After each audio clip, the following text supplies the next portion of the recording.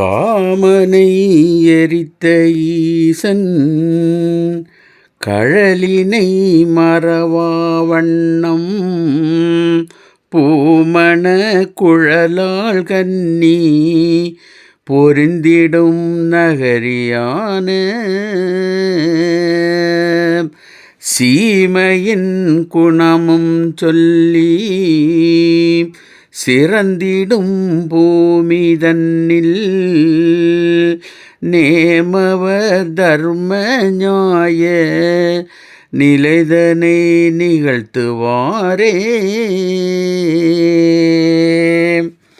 Common என்ற ஆசைகளை எரித்த ஈசன் கழல் என்ற அணிகலன்களை அணிந்த பத்திரத்தாளை மறவாமல் பூவின் இனிய வாசமான கூந்தலை உடைய என்றும் கன்னியாக இருக்கின்ற அம்மை பகவதியால் அமர்ந்து இருக்கும் பூமியின் இயற்கை வளங்களையும் சிறப்புகளையும் கொண்டு சிறந்து விளங்குகின்ற தட்சிணாபூமியின் வளமைகளை தர்ம நிலையில் நின்று கூறுகிறார் ஈசர்.